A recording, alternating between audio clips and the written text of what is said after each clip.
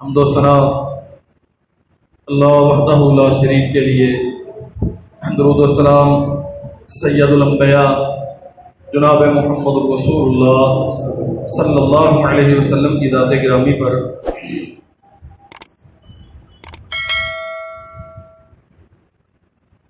1441 ہجری کا پہلا مہینہ سنت کا دائی بیت محرم اور اس ماہ مبارک کا یہ پہلا خطبہ جمعہ ہے۔ ہمارے ہاں برصغیر پاک و ہند میں خاص طور پہ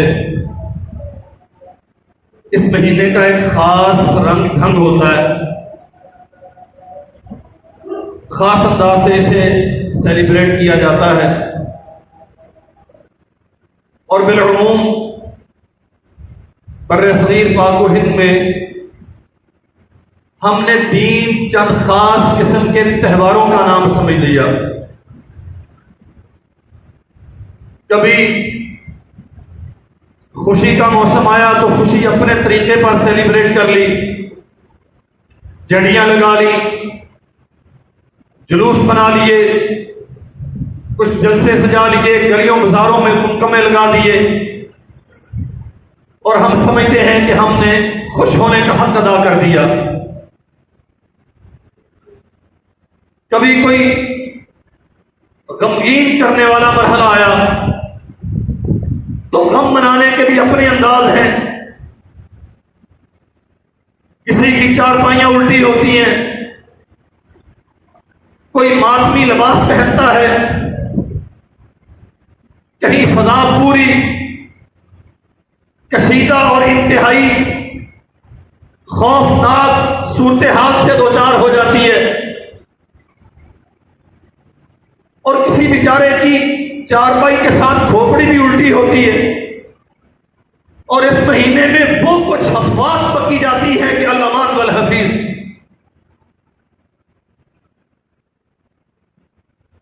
میں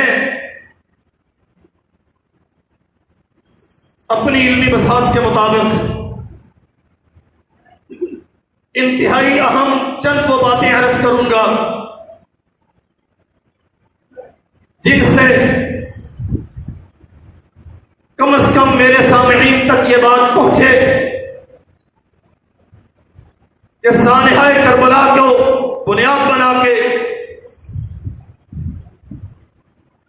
جو کساد بازاری ہمارے ہاں سرگرم ہے، اس کا تاریخ اسلام کے اولین دور سے کوئی تعلق نہیں ہے۔ بظاہر تاثر یہ دیا جاتا ہے کہ آل رسول پہ ظلم و ستم کا یہ سلسلہ سرور کونین صلی اللہ علیہ وسلم کی رحلت کے بعد سے شروع ہے۔ آغاز تب ہوا جب مال فتق کو، باغ فتق کو ہتھیایا گیا، اور اس کی انتہا کربلا میں۔ میرے عزیز بھائیوں، ایک بات بہت اچھی طرح سمجھو، اللہ نے زندگی رکھی تو کبھی اس پہ تفصیل سے عرض کریں گے۔ کربلا ایک ایسا سانحہ ہے جو ملت اسلام کے وجود پہ ہمیشہ ناسور کی طرح رشتہ رہے گا۔ ظلم و ستم کی وہ بہیمانہ داستان اس عالی قدر اور رفیع المرتبت خاندان پہ کہ عزت و شرف میں جن کے پائے کا خاندان روئے زمین میں آیا نہیں، یہ میرا ایمان ہے کہ آل رسول سے زیادہ شرف کا حامل کوئی خاندان روئے زمین پہ نہیں آیا، اور کوئی شک نہیں ظلم و ستم کا وہ پرساد کرم کیا گیا کہ جس کی نظیر بھی کم کم ملتی ہے، لیکن اس سانحہ کی آڑ میں تاریخ اسلام کی جن رفیع المرتبت ہستیوں کو اس کا ذمہ دار قرار دیا جاتا ہے۔ میں بیگانوں کی بات نہیں کرتا، میں اصحاب رسول کے نہ ماننے والوں اور گستاخوں کی بات نہیں کرتا، میں اپنوں کا رونا روتا ہوں جو ان کے وہ قصہ خوانی اور یہ ساری مجلسیں سن سن کے بیچارے یہ سمجھ بیٹھے ہیں کہ شاید اس سانحے میں انہی کا ہاتھ ہے جنہیں وہ مورد الزام ٹھہراتے ہیں۔ ایک تیسرا فریق تھا جن کی نسل سے یہ پیدا ہوئے ہیں، جنہیں گالیاں دی جاتی ہیں، جنہیں باہم دشمن دکھایا جاتا ہے۔ قرآن کہتا ہے وَاعْتَصِمُوا بِحَبْلِ اللَّهِ جَمِيعًا وَلَا تَفَرَّقُوا وَاذْكُرُوا نِعْمَةَ اللَّهِ عَلَيْكُمْ إِذْ كُنْتُمْ أَعْدَاءً فَأَلَّفَ بَيْنَ قُلُوبِكُمْ فَأَصْبَحْتُمْ بِنِعْمَتِهِ إِخْوَانًا وَاذْكُرُوا نِعْمَةَ اللَّهِ إِذْ كُنْتُمْ أَعْدَاءً، اس کو یاد کرو، اللہ کی اس نعمت کو یاد کرو، تم باہم دشمن تھے، اللہ نے تمہیں بھائی بنا دیا۔ فَأَلَّفَ بَيْنَ قُلُوبِكُمْ، تمہارے دلوں کو آپس میں جوڑ دیا۔ کن کے دلوں کو جوڑا تھا آپس میں؟ بات یاد رکھیے، کن کے دلوں کو آپس میں جوڑا تھا؟ سب سے پہلے ایمان لانے والوں میں کتنے نام ہیں؟ کسی کی لکھی ہوئی تاریخ اٹھا لو، سب سے پہلے ایمان لانے والے کا نام ابو بکر رضی اللہ عنہ۔ خواتین میں سب سے پہلے ایمان لانے والی کا نام خدیجہ الکبریٰ رضی اللہ عنہا۔ بچوں میں سب سے پہلے ایمان لانے والے کا نام علی المرتضیٰ رضی اللہ عنہ۔ پھر ابو بکر کی دعوت پہ ابن وقاص سعد ایمان لائے، ابو بکر کی تبلیغ پہ عثمان ابن عفان اسلام لائے، ابو بکر کی تبلیغ پہ عثمان ابن مسعود ایمان لائے۔ فَأَلَّفَ بَيْنَ قُلُوبِكُمْ فَأَصْبَحْتُمْ بِنِعْمَتِهِ إِخْوَانًا، تم دشمن تھے، بنو تمیم کی بنو عدی سے دشمنی تھی، عبد مناف کی بنو بکر سے دشمنی تھی۔ آسمان کا رب کہتا ہے میں نے اپنی نعمت کے ساتھ تمہیں بھائی بنا دیا۔ آج کا ذاکر کہتا ہے کہ یہ دشمن تھے، تیرا رب کہتا ہے کہ بھائی تھے۔ تاریخ وہ نہیں ہے جو یار لوگ تمہیں سناتے ہیں، قرآن مجید بہترین تاریخ ہے، اور تاریخ کے نام پہ کتابوں کے انبار ہوں، اگر قرآن مجید کی نص صریح کے خلاف ہے، اللہ کی قسم کی کوئی حیثیت نہیں ہے۔ رب کہتا ہے میں نے ان کے دلوں کو جوڑ دیا۔ مولوی کیسے کہتا، ذاکر کیسے کہہ سکتا ہے کہ یہ دشمن تھے؟ عجب بات ہے۔ جناب محمد رسول اللہ صلی اللہ علیہ وسلم کی زندگی میں کوئی ایک واقعہ ایسا ہو، ابو بکر و علی کی آپس میں مخاصمت ظاہر ہوتی ہے، کوئی ایک واقعہ، چلے ہم حیات مصطفیٰ کی بات نہیں کرتے، بات کی بات کرتے ہیں۔ نماز عصر مصلی امامت پہ کون ہے؟ خلیفۃ المسلمین بلا فصل جناب ابو بکر صدیق رضی اللہ عنہ، اور ابتدا میں کون ہے؟ داماد رسول علی المرتضیٰ رضی اللہ عنہ۔ کہتے ہیں جب مرہب کے ساتھ مار کے آرائی ہوئی نا، تلوار ماری، مرہب کو کاٹ دیا، پہلی زمین کو کاٹا، پھر دوسری کو کاٹا، پھر تیسری کو کاٹا، ساتوں زمین کاٹ دی۔ طاقتور اتنے، کہتے ہیں اللہ علی ہی ہے۔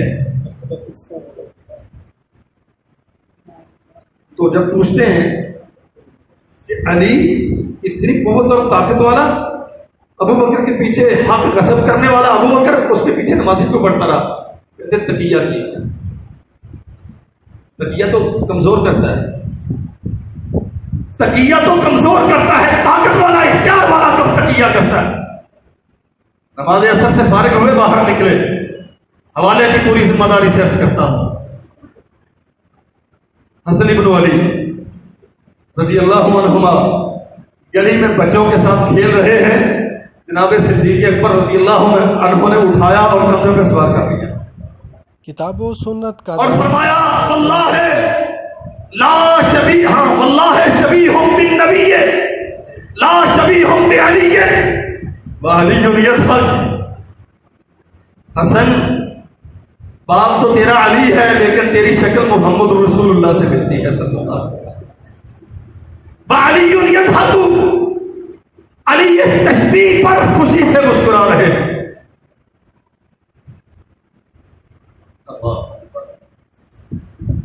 کنز العمال یار لوگ بڑی استعمال کرتے ہیں، انشاءاللہ میں حوالے بھی ان کتابوں کے دوں گا جو ان کے ہاں معتبر ہیں۔ جناب علی المرتضیٰ کا دور خلافت ہے، کوفہ کی جامع مسجد میں سوال کیا لوگوں سے، کوفیوں اخبرونی من اشجع الناس، بتاؤ انسانوں میں سب سے زیادہ بہادر کون تھا، امتیوں میں سب سے زیادہ بہادر کون؟ دیکھتے ہیں حضور آپ، میں ٹھیک ہے میں جنگ سے ڈرنے والا نہیں، میں جان کے خوف سے بھاگنے والا نہیں، لیکن میرا معاملہ تو یہ ہے جس سے مار کا آرائی ہوئی میں نے اس کا حساب برابر کر دیا۔ سوال یہ ہے اخبرونی من اشجع الناس، امتیوں میں سب سے بہادر کون ہے؟ اب قوم خلیفۃ المسلمین علی المرتضیٰ رضی اللہ عنہ کے مقتدی اور جماعت اور کوفہ کے بسنے والے، آپ کے سوا ہماری نظر میں تو کوئی اور نہیں ہے، پر میں نہیں کوئی اور ہے۔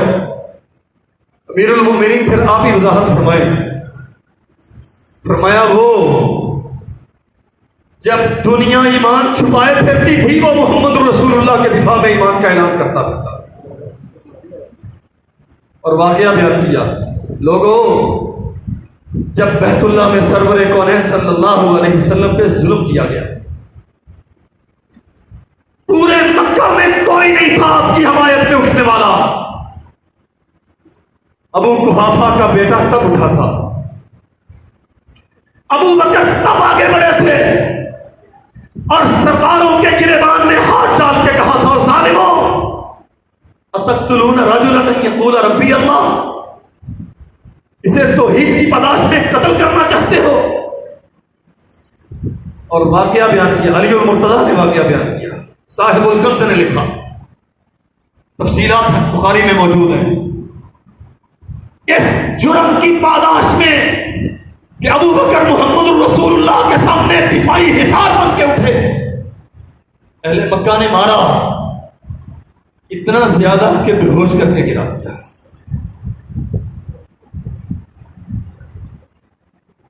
بنو تمیم کے لوگ اٹھا کے رہ گئے، گھنٹوں کے بعد ہوش میں آئے، ماں آگے بڑھی، بیٹا طبیعت کیسی ہے؟ کہا ماں میرا مت پوچھ، یہ بتا محمد رسول اللہ کی طبیعت کیسی ہے؟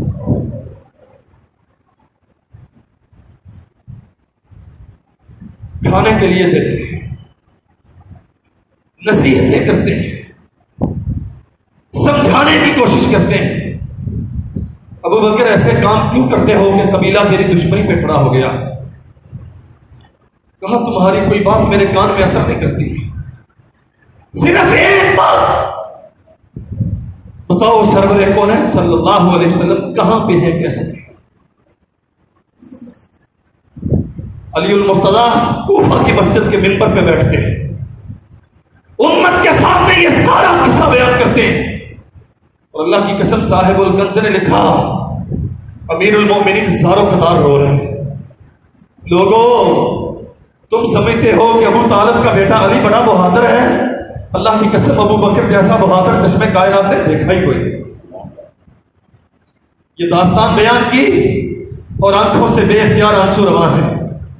سسکیاں بن گئی علی المرتضیٰ کی اور کہا ایک بات تو بتاؤ، آل فرعون کا مومن بہادر تھا یا آل محمد کا مومن بہادر تھا؟ لوگ تمثیل سمجھے نہیں. حضور بات واضح نہیں ہوئی.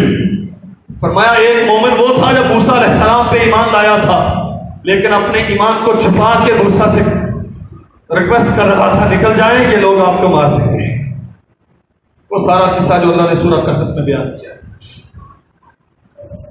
وجاء رجل من اقصى المدینہ، وہ جو رات کو دوڑتا ہوا ایک آیا تھا، میں نے قصر حکومت کی پلاننگ سنی ہے کہ آپ کے قتل کے منصوبے ہیں، موسیٰ یہاں سے نکل جائیے. تھا وہ بھی مومن، وہ آپ کو جان موسیٰ علیہ السلام کو جان بچانے کے لیے فرار کا مشورہ دیتا تھا. تھا یہ بھی مومن جو محمد رسول اللہ کی جان بچانے کے لیے اپنی جان قربان کرنے کے لیے تیار ہے. لوگ غلط کہتے ہیں کہ رسول اللہ کی رحلت کے بعد ان میں دشمنی ہو گئی تھی.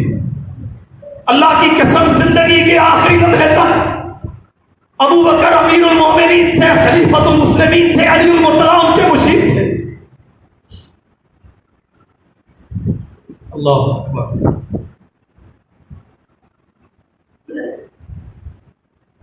جناب علی بن ابی طالب رضی اللہ عنہ انہیں ایک بات پتہ چلی کہ لوگ ابو بکر و عمر کے خلاف بکواس کرتے ہیں. اللہ اکبر. انشاءاللہ ہمارا منہج وہ ہے جو علی المرتضیٰ نے محمد رسول اللہ سے سیکھا ہے. ہمارا عقیدہ اور منہج وہ ہے جو علی المرتضیٰ نے فاطمہ کے اور اپنے بیٹوں کو سکھایا. علی کا منہج کیا ہے؟ بات کان میں پہنچی کہ میری حدود خلافت میں ایسے بدنصیب بھی ہیں جو شیخین پہ ابو بکر و عمر رضی اللہ عنہما پہ زبان تان دراز کرتے ہیں. منبر پہ تشریف فرما ہوئے، خطبہ ارشاد فرمایا اور قسم اٹھا کے کہا والذی فلق الحبۃ وبرأ النسمہ، اس ذات کی قسم جو دانے کو گٹھلی کو پھاڑ کے اس میں سے پودے کو پیدا کرتا ہے. لا یحبہما الا مؤمن فاضل. ابو بکر و عمر سے محبت صرف وہی کرتا ہے جو سچا مومن ہوتا ہے. یہ فتویٰ کس کا ہے؟ مسئلہ یاد رکھنا. انشاءاللہ ہم بات وہ کریں گے جو حق پر مبنی بھی ہوگی اور اتحاد بھی پیدا کرے گی. ہم علی کی پیروی کرنے والے، علی سے دامن علی کا دامن محبت تھام کے اسے اپنے لیے عزت کا باعث سمجھنے والے ہیں. اور اگر میں یہ کہوں اللہ کی قسم حق بجانب ہوں، ہم ابو بکر و عمر کا احترام اس لیے کرتے ہیں کہ محمد رسول اللہ نے کیا. ہم ابو بکر و عمر سے محبت اس لیے کرتے ہیں کہ علی نے کی ہے اور علی نے فتویٰ دیا ہے. علی فقیہ ہے، علی محدث ہے، علی رضی اللہ عنہ مفسر ہے، اور اللہ کی قسم علی قاضی ہے. عمر بن خطاب نے فیصلہ کر دیا، ایک زانیہ لائی گئی، فاتر العقل، مجذوبہ و مجنونہ، عمل زنا کے نتیجے میں حالت حمل میں. فرمایا اسے قتل کر دو، رجم کر دو. علی المرتضیٰ رضی اللہ عنہ کو پتا چلا امیر المؤمنین نے رجم کا حکم دیا ہے، آ گئے، عمر آپ کا فیصلہ ٹھیک نہیں ہے،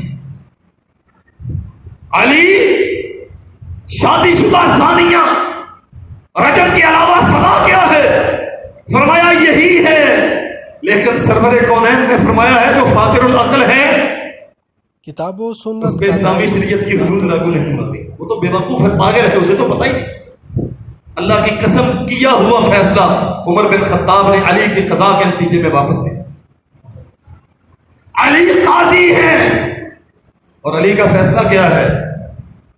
والذی خلق الحبۃ وبرأ النسمۃ لا يحبهما الا مؤمن فاضل۔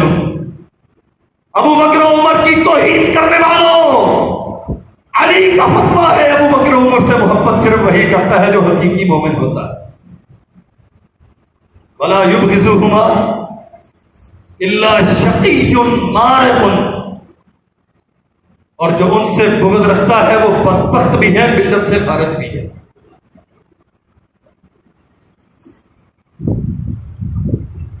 فحبهما قربۃ، لوگوں ابو بکر و عمر کی محبت تو اللہ کی قرب کا ذریعہ ہے، وبغضهما مروق، اور ابو بکر و عمر کی عداوت اور ان کے متعلق کینہ جہنم میں لے جانے کا باعث ہے۔ اور آگے سنیے، فرمایا ما بال اقوام یذکرون اخوی رسول اللہ، ان بدبختوں کو کیا ہو گیا کہ یہ زبانیں تان دراز کرتے ہیں اخوی رسول اللہ سرور کونین کے بھائیوں پر۔ ابو بکر اور عمر کو محمد رسول اللہ کے بھائی کس نے کہا؟ اہل حدیثوں بولو، علی کا فتویٰ ما بال اقوام یذکرون اخوی رسول اللہ، ان کی گندی زبانیں تراز ہوتی ہیں محمد رسول اللہ کے بھائیوں پر، وصاحبیہ، آپ کے اصحاب پر، ووزیرہ، جب سلطان الامم جناب محمد رسول اللہ صلی اللہ علیہ وسلم حکمران تھے تو وزیر کون تھے؟ علی کہتے ہیں وزیرہ، ابو بکر عمر تو محمد رسول اللہ کے وزیر تھے۔ وسیدی قریش، یہ بنو ہاشم سے اور قریش سے محبت کا دم بھرنے والے قریش کے سرداروں پر زبانیں تان دراز کرتے ہیں، اور مسلمانوں کے لیجا تھام کے سنیے، اللہ کی قسم علی نے کہا وَأَبَوَيِّ الْمُسْلِمِينَ، لوگوں ابو بکر و عمر پوری امت مسلمہ کے باپ ہیں۔ حفصہ بنت عمر ام المؤمنین، عائشہ بنت صدیق ام المؤمنین، فرمایا سیدی قریش وابوی المسلمین، ابو بکر و عمر تو امت کے باپ ہیں۔ یذکرون بسوء، تمہاری زبانیں ان پہ اعتراض ہوتی ہیں، فرمایا انا بریء من، علی کا اس بکواس سے کوئی تعلق نہیں، وعلیہ معاقب، میں انہیں سزا دوں گا جو ابو بکر و عمر کے خلاف زبانیں تان دراز کریں۔ اللہ اکبر۔ ابو لولو فیروز نے حملہ کیا مصلی رسول پہ، محمد رسول اللہ صلی اللہ علیہ وسلم کے سسر، آپ کے ساتھی، آپ کے صحابی، آپ کی مراد امیر المومنین عمر بن الخطاب پہ حملہ کیا گیا۔ چند دن زندگی اور موت کی کشمکش، جامع شہادت نوش کر گئے۔ آئیے سنیے اس پر علی المرتضیٰ نے تبصرہ کیا کیا نہج البلاغہ کے حوالے سے، اہل تشیع کی بڑی معروف کتاب ہے۔ عمر بن خطاب کی شہادت کی خبر، علی آئے اور عمر کی میت پہ کھڑے ہو کے کہا للہ بر باقیۃ عمر، واہ عمر قوم الموت وبرأ العمل۔ عمر تو دنیا کو چھوڑ کے چل دیا، دنیا ٹیڑھے پن کا شکار تھی، تیرے عدل و انصاف نے ساری دنیا کو سیدھا کر دیا۔ ہم فکروں میں مبتلا تھے، ملت کمزور تھی، تو نے انان خلافت سنبھالا تو اللہ نے ملت کو طاقتور بنا دیا۔ واہ عمر مات نقی الثوب، عمر تو دنیا سے گیا ہے صاف دامن لے کے، تیرے دامن پہ داغ کوئی نہیں۔ کس نے کہا؟ علی بن ابی طالب نے، حسین کے باپ نے، فاطمہ کے شوہر نے، جنہیں دنیا آج دشمن بنا کے پیش کرتی ہے۔ ارے چلے ہو سکتا ہے کہ زندگی میں اقتدار کا ڈر رہا ہو، تیرے عقیدے کے مطابق تو مشکل کشا کو تو کسی کا ڈر ہونا نہیں چاہیے، لیکن چلے ہم مان لیں کہ زندگی میں تو اقتدار کا ڈر تھا، بعد از شہادت کے چیز کا ڈر تھا۔ وَعُمَرَ مَاتَ نَقِيَّ الثَّوْبِ وَقَلِيلَ الْعَيْبِ، بیدار دامن لے کے گناہوں سے اپنے آپ کو بچا کے تو اللہ کی بارگاہ میں پیش ہو گیا۔ اور اگلی بات، وَعُمَرَ ذَهَبَ بِالسُّنَّةِ وَخَلَفَ الْفِتْنَةِ، عمر تو تھا تو امت ملت فتنوں سے محفوظ تھی، تو چلا گیا ہے تو گویا سنت چلی گئی، اب تو ہمارے لیے فتنے ہی فتنے۔ نہج البلاغہ میں اہل تشیع لکھتے ہیں، اور جو تاریخ اٹھا کے دیکھ لو، محمد رسول اللہ صلی اللہ علیہ وسلم نے جناب حذیفہ بن یمان کو خبر دی تھی کچھ فتنوں کی، اور جناب عمر بن خطاب کو پتا چلا کہ ان کے پاس کوئی خاص خبر ہے۔ پوچھا حذیفہ مجھے بتاؤ، فرمایا نہیں، میں نے وعدہ کیا ہے محمد رسول اللہ سے کسی کو بتاؤں گا۔ اچھا کچھ تو بتاؤ، فرمایا ایک دروازہ حائل ہے فکروں اور ملت کے درمیان،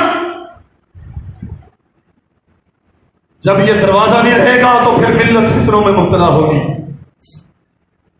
عمر مہر میں راز نبوت عمر رضی اللہ عنہ، جن کی خواہش اور تمنا کے مطابق اللہ نے کتنی ہی آیات آسمان سے اتاری۔ حذیفہ اتنا تو بتا دو، وہ دروازہ کھولا جائے گا کہ توڑا جائے گا؟ فرمایا عمر وہ دروازہ توڑا جائے گا۔ اور آج مجوسیوں نے اس دروازے کو توڑ دیا۔ علی نے کیا کہا؟ واہ عمر ذهب بالسنة وخلف الفتنة، عمر آپ کو جام شہادت نوش کر کے اللہ کی بارگاہ میں سرخرو ہو گئے، لیکن اس ملت کے لیے اب سوائے فتنوں کے اور کچھ باقی نہیں۔ اللہ اکبر۔ امام محب الطبری رحمت اللہ علیہ ریاض النصرہ میں ایک واقعہ نقل کرتے ہیں۔ جناب امیر المؤمنین علی المرتضی رضی اللہ عنہ تشریف فرماتے، ابو مریم جو بڑے کار خاص تھے، خدمتگار تھے امیر المؤمنین علی کے، کہا حضور ایک بات عرض کروں؟ فرمایا کہو۔ یہ کمبل میں سالوں سے دیکھ رہا ہوں، آپ اسے اوڑھتے ہیں، گھسا ہوا سال خوردہ بوسیدہ، کیا ہی اچھا ہو کہ آپ اسے تبدیل کر کے کوئی اچھا کمبل اوڑھ لیں۔ بات اتنی سی تھی، وہ علی جو میدان جنگ میں شیر کی طرح للکارتا تھا، آج اس کمرے میں بیٹھا ہوا اس میں لرزہ طاری ہے اور رونا شروع ہو گیا۔ اب سائل بیچارہ پریشان ہے، اور معافیا مانگ رہا ہے، امیر المومنین آپ کو دل گرفتہ کرنا تو میری مرضی نہ تھی، آپ پریشان ہو گئے، کوئی اتنی بڑی بات تو نہیں کہی کہ آپ رو دیے، کہا تو نے اتنی بڑی بات کہی، تو سمجھتا نہیں ہے، تجھے معلوم نہیں اس سال خوردہ کمبل کی علی کے نزدیک قدر و قیمت کیا ہے؟ اچھا وہ سیدھا کپڑے بھی ٹیکتے ہوتے ہیں؟ فرمایا ہاں ہوتے ہیں، بات کپڑے کے بسیدہ اور نئے ہونے کی نہیں، بات دینے والے کے جذبات کی ہے۔ ابو مریم یہ کمبل مجھے میرے خلیل نے کسانی، خلیلی مجھے میرے دلی دوست نے یہ کمبل پہنایا تھا۔ خلیل کا معنی دلی دوست، دوست نہیں، دوست تو مفادات کے بھی ہوتے ہیں، ضروریات اور اپنی خواہشات کی تکمیل کے بھی ہوتے ہیں۔ خلیلی بے غرض دل سے محبت کرنے والا۔ اچھا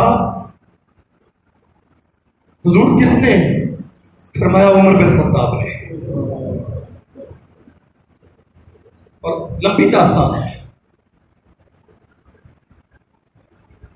ریاض النظرہ میں تفصیل موجود ہے۔ علی نے پھر عمر کا تذکرہ شروع کیا، ابو مریم تو نہیں جانتا عمر کون تھا، جس کے جلال سے دنیا کے بڑے بڑے بادشاہ کانپتے تھے، کتاب و سنت، اور جس کی دربار میں ایک کمزور مسلمان بھی پوری قوت سے اپنی بات کہتا تھا۔ مسند خلافت پہ بیٹھتے تو انصاف کی ندیاں رواں ہو جاتی، اور مصلی عبادت پہ کھڑے ہوتے تو آنکھوں سے آنسوؤں کی ندیاں بہہ پڑتی۔ پھر کتنا ہی وقت ابو مریم بیان کرتے ہیں امیر المؤمنین علی المرتضیٰ نے خلیفۃ المسلمین ثانی جناب عمر بن خطاب کی مدح سرائی کی۔ اور سنو وقت نہیں ہے، اللہ اکبر، نہامت کا مارکا تھا، فتح الفتوح تاریخ اسلام میں سب سے بڑا مارکا، اور مجوسیوں کے ساتھ تھا، مجوسیوں کے ساتھ آخری مارکا۔ اس مارکے کے نتیجے میں اللہ نے پورا فارس اسلام کو دے دیا۔ امیر المؤمنین نے رخت سفر باندھا، باقاعدہ مدینہ سے نکلے، میں خود جاؤں گا مارکے کی قیادت کے لیے۔ آگے بڑھ کے سواری کی مہار تھامنے والا کون تھا؟ امیر المؤمنین آپ مت جائیے، جنگ تو جنگ ہے، اگر آپ شہید ہو گئے تو ملت کا شیرازہ بکھر جائے گا۔ کس نے کہا؟ حسین کے بابا علی نے رضی اللہ عنہ۔ آپ نہیں جائیں، نعمان بن مکرم کو مقیدہ عمر بن خطاب نے پھر اپنی جگہ پہ سالار بنایا۔ اور اللہ کی قسم میں حیران ہوتا ہوں، لوگ کہاں کہاں کی داستانیں سناتے ہیں۔ اور سنو میرے بھائیوں، میں پھر عرض کروں، میں بیگانوں کی نہیں اپنوں کی کہتا ہوں، آپ کے ذہن تو کلیئر ہونے چاہیے۔ حسین ابن علی، امیر المؤمنین پوچھتے ہیں حسین بیٹا کبھی میرے پاس تشریف نہیں لائے؟ بابا جی تو بڑا چاہتا ہے کہ آؤں، لیکن امور سلطنت آپ کی مصروفیت اتنی ہے، گھبرا جاتا ہوں جانے ٹائم ملے نہ ملے۔ فرمایا مصروفیت تو ہے، بار خلافت جو ہے، لیکن تیرے لیے کوئی رکاوٹ نہیں ہے، آیا کرو۔ چند دن گزرے، حسین آئے نہیں۔ رستے میں ملاقات ہوئی تو پوچھا بیٹا میں نے درخواست کی تھی کہ آیا کرو، آپ آئے کیوں نہیں؟ حضور میں آیا تھا، آپ کے دروازے پہ آپ کے صاحبزادے عبداللہ وہ اس انتظار میں کھڑے تھے کہ بابا اندر مصروف ہیں۔ میں نے سوچا جب بیٹے کو اذن باریابی نہیں ہے تو مجھے کون جانے دے گا؟ اللہ کی قسم عمر تڑپ اٹھے، حسین تو غلط سمجھا، عبداللہ عمر کا بیٹا ہے، تو محمد کا بیٹا ہے۔ عمر کے بیٹے پہ دروازہ بند ہو یا کھلے یہ اس کی نصیب کی بات ہے، محمد کے بیٹے پہ دروازہ کیسے بند ہو سکتا ہے؟ اور اللہ کی قسم میں حوالے کی پوری ذمہ داری سے اہل تشیع نے لکھا، عمر بن خطاب نے وظائف مقرر کیے. ترتیب کیا تھی؟ خزانچی سے کہا سب سے پہلے امہات المومنین کے وظیفے مقرر کرو، اس کے بعد بنو ہاشم میں سے محمد الرسول اللہ کے جو اقرب ہیں ان کے کرو، اور ان میں سے بھی سب سے پہلے آل علی کے کرو. علی کا وظیفہ 10,000 دینار، حسن کا وظیفہ 5,000 دینار، حسین کا وظیفہ 5,000 دینار. اور جب آخر میں جا کے باری آئی، خلیفۃ المسلمین عمر بن خطاب 22 لاکھ مربع میل کے بلا شرکت خیرے حکمران کے اپنے بیٹے کی. خزانچی نے لکھا 2,000 دینار. عمر بن خطاب کو خبر پہنچی حسن و حسین کا 5,000 اور امیر المومنین کے بیٹے عبداللہ کا 2,000. بابا یہ کیا ہے؟ یہ فرق کیوں ہے؟ عمر ایک جیسی ہے، مشاغل ایک جیسے ہیں. کہا عبداللہ تیری ماں تجھے گم پائے، تو عمر کا بیٹا ہے جس کی حیثیت کوئی نہیں، وہ محمد کے بیٹے ہیں جن سے اعلیٰ ہے کوئی نہیں. تو محمد کے بیٹوں کی برابری کرنا چاہتا ہے؟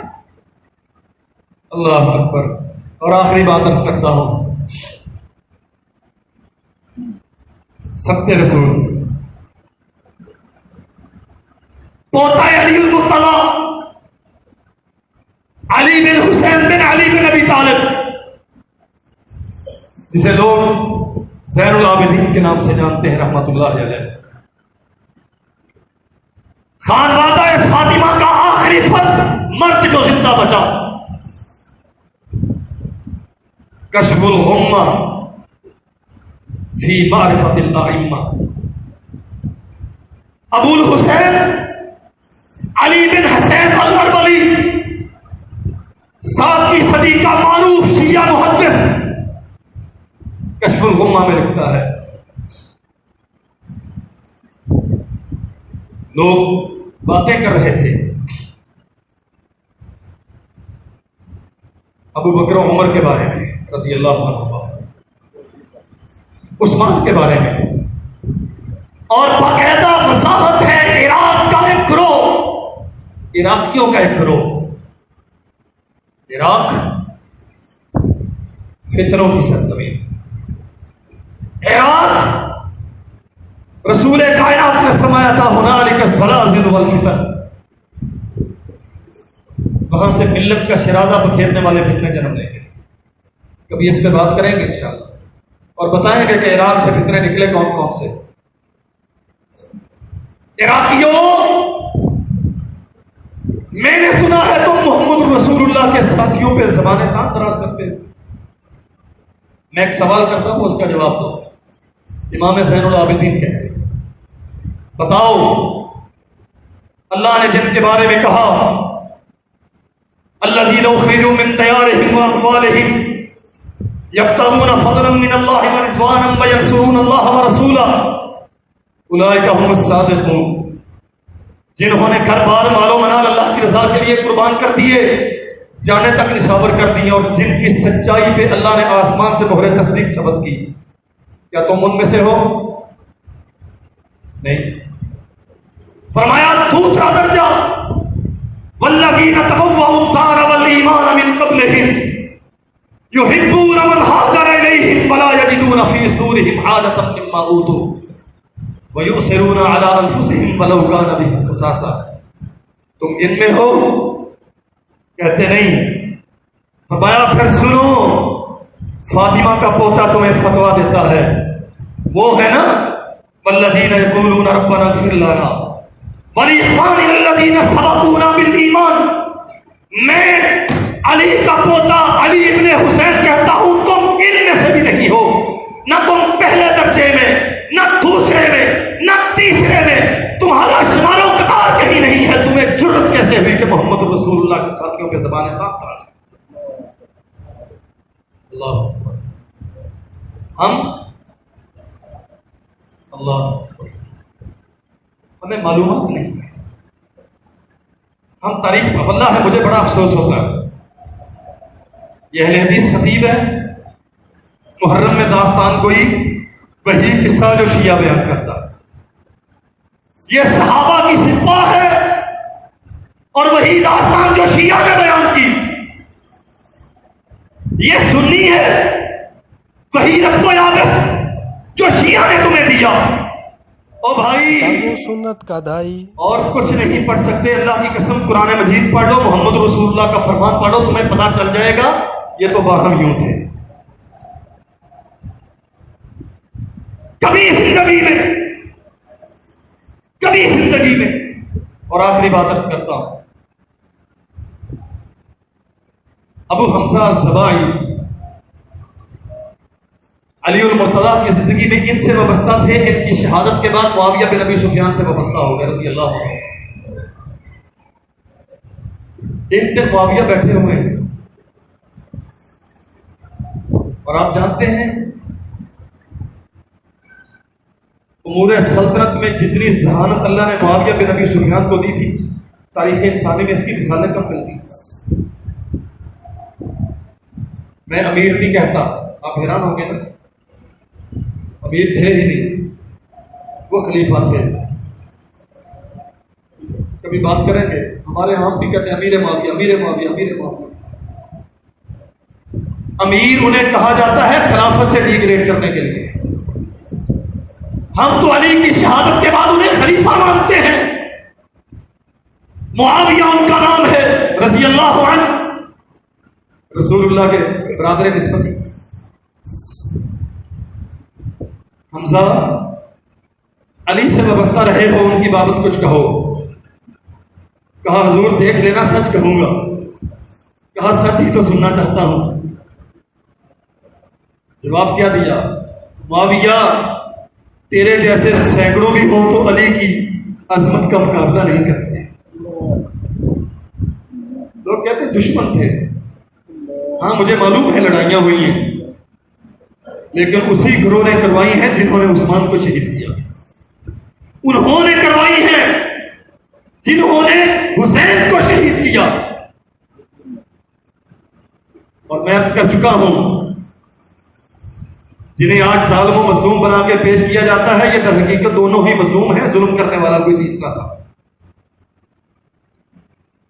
فرمایا وہ تجھ آپ سے بہت اچھے تھے. کہا کوئی ان کے محاسن بیان کرو. معاویہ پوچھتے ہیں.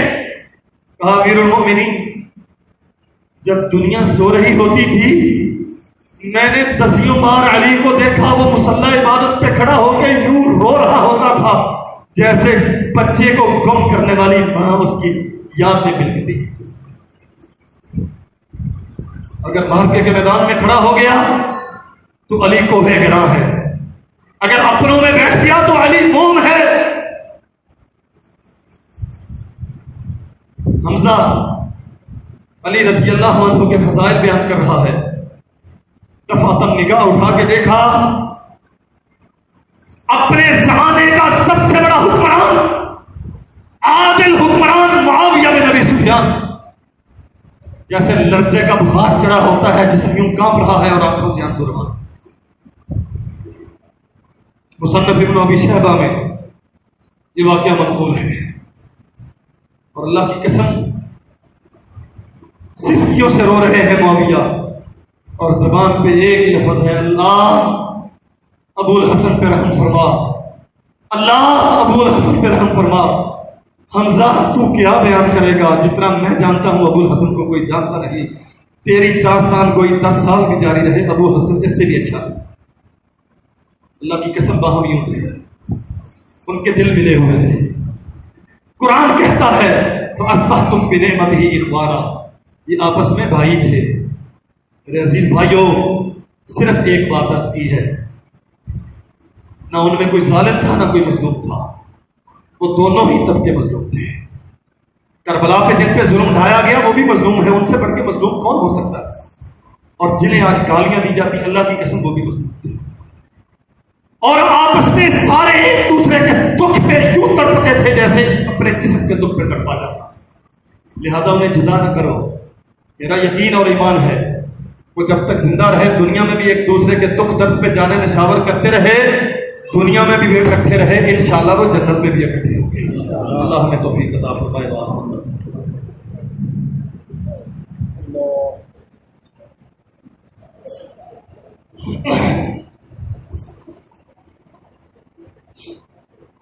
تعزیے کے جلوس دیکھنا,